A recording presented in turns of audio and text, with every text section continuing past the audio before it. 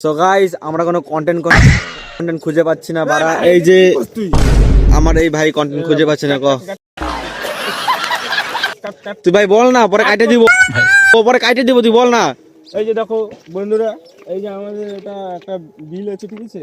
বেশি দূরে না, আমার বাড়িটা ওই সাইডে, বেশি দূর না বাড়ি থেকে।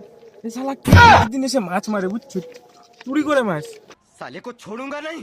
চোর করে মাছ নিয়ে যায়, ঠিক আছে? দেখো তুমি বিলের অবস্থা দেখো, পানাগুলো কিভাবে ছড়িয়ে ছিটিয়ে পড়ে আছে। নিশ্চয়ই কেউ চোর করে মাছ মেরেছে।